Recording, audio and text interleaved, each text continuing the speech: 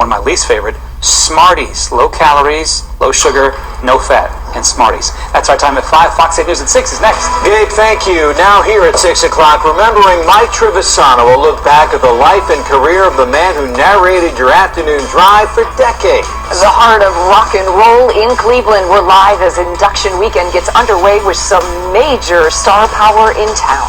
Weather moves out and rain and cold move in. Melissa tells us if we are in for a weekend washout and whether it'll impact trick or treat.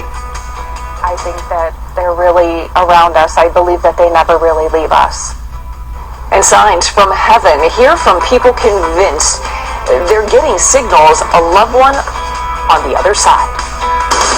Northeast Ohio's #1 choice for news. Cleveland's own Fox 8 News starts now. This is WTM Program Director Ray Davis. Very sad to say that Mike Trevisano passed away today at the age of 74. Our condolences go out to his wife, Tammy, his son Michael Anthony, and his daughter Michelle, and his stepson Colin. It's going to be a very difficult show today, and Carmen Angela is here with me, and Seth Williams. We're very, very sad to pass along to you that Triv passed away today suddenly.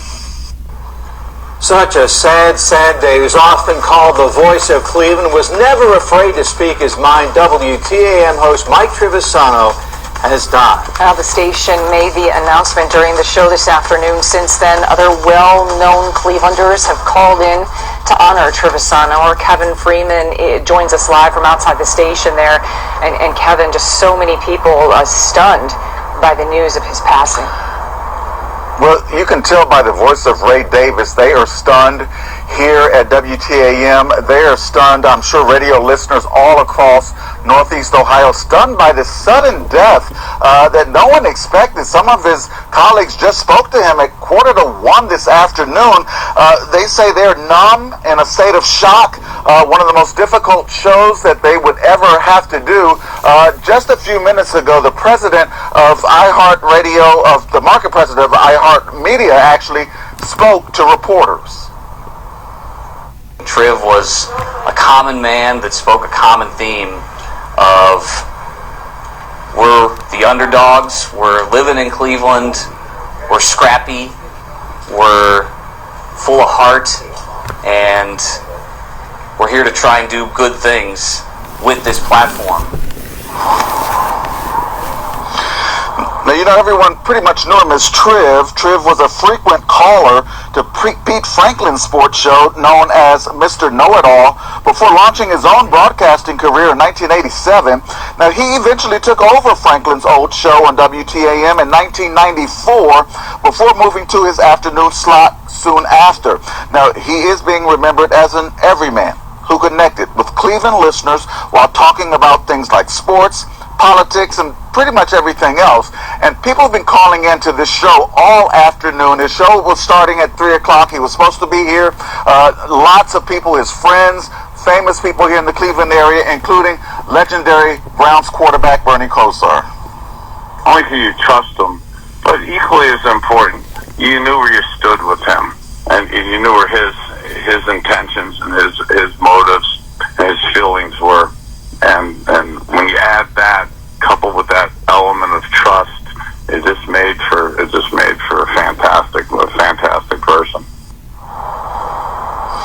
You know, one of the things that Ray Davis said earlier on the broadcast was that Triv was rough and tough on the outside, but he loved Cleveland, and he did a lot for Cleveland, and he did a lot for charities, especially for Coats for Kids. That he's raised more than $5 million for charities here.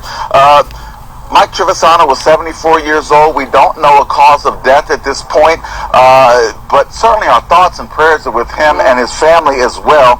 Considered certainly the voice of Cleveland, now silent. Just so sudden, and you were right, Kevin. I mean, he is just so proud of Cleveland. He had so much love for the people here, and he also did an awful lot to give back to the community. And I know that you've been listening to the show today, and I'm sure it was just filled with so much emotion.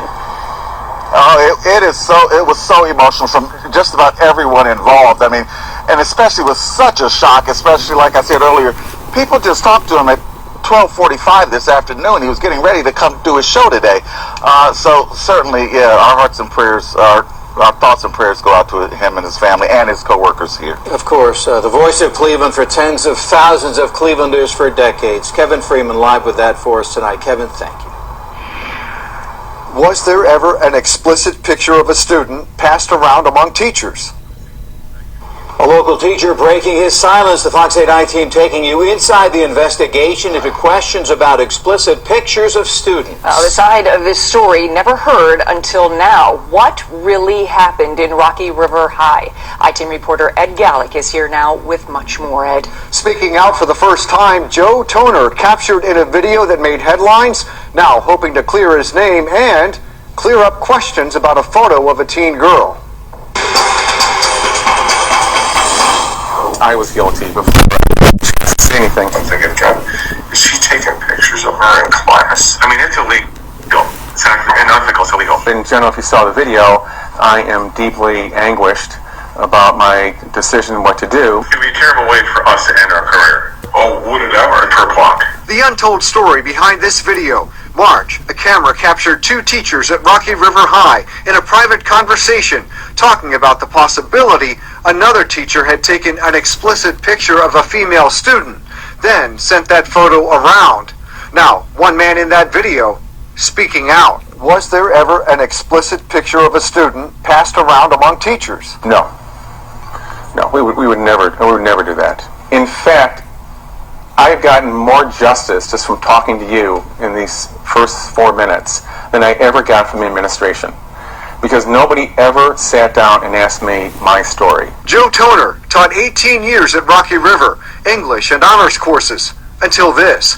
He tells us a teacher walked by him in a hallway, said something about a picture, so Toner had a chat with another teacher, but it ended up recorded on a classroom camera. He said something and I didn't quite understand him, because there's 900 kids. The next school day, I asked another teacher about, is there anything about a picture? He sent me pictures of some girl, and I thought, thank God I have him blocked. He said, she's smoking hot. I think she's the best in the school. It's not on my phone, and I double-checked to make sure there was nothing on my phone. A parent discovered that video. Then the school district put Toner and 5 other teachers on leave. But he says the superintendent never gave him a chance to explain. I said, Mick, I want my job back. And he leaned forward and wagged his finger and said, you will never teach in the school system again. And those 9 words were tattoos on my soul that I'm done with. Why didn't you guys go to the administration first and say, we don't know exactly what's going on, but somebody should take a look at it? Certainly, if we had seen some sort of photo, something, we would have rushed down there. But we saw nothing, and so you can't make an accusation like that. Rocky River Police investigated, but they never did any electronic search of any phones. They reviewed text messages between teachers, and they never found any explicit photo of a student, so they never filed any charges. He's saying, listen, we never had a chance to tell our side of the story. We went to the superintendent. He says he did listen to the teachers. I'm getting 2 different, wildly different stories, of how it went down. I mean, we obviously, as an organization, followed the protocols that are in our contract. The superintendent says the district did uncover a picture he calls inappropriate on a teacher's phone, a picture of a student fully clothed. The district also found the teacher text messages included a dirty photo of a TV star that had been doctored online, plus comments ridiculing school staff members and bosses. I think anytime there's information regarding the safety of a student or misconduct by any of us, any of our staff, it should be reported immediately, and that's a requirement by the Ohio Department of Education. I haven't done anything wrong. Toner and 5 other teachers all resigned or retired. Toner says a long fight wasn't worth it, but he says he now even has trouble getting local substitute teaching jobs. His life has changed. He finds strength in his religious faith, and he wants parents to know this. Your kids deserve the very, very best. And there was never a moment when your kid was in any kind of danger from any of us, because we adored your kids. Rocky River Police have not yet closed their investigation, and the superintendent says the State Department of Education is still looking into all this as well. As you mentioned there at the end, Rocky River Police have not yet closed their investigation. So my question to you is, what are they looking at now after all these months? After all this time, the prosecutor there says he is still looking into possible obstruction of justice.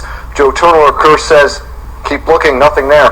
Okay, not over yet. Ed, thank you for an update there. Well, Cleveland, are you ready to rock? The Rock Hall inductees are in town, and Cleveland businesses are ready to put their best foot forward. Our Alex Stokes is in downtown Cleveland ahead of a surprise Foo Fighters concert at the House of Blues, and look at all those fans. Everyone is excited. This line has been growing all day, starting with some of the earliest people here. They have numbers written on their hands in Sharpie. I love it. They are just trying to keep that place in line as they, all get ready for a great concert, able to see each other again. And a lot of these people have not just tickets to the concert tonight, but also to the Rock Hall induction ceremony. Major star power is descending on Cleveland this weekend for the newest class of inductees at the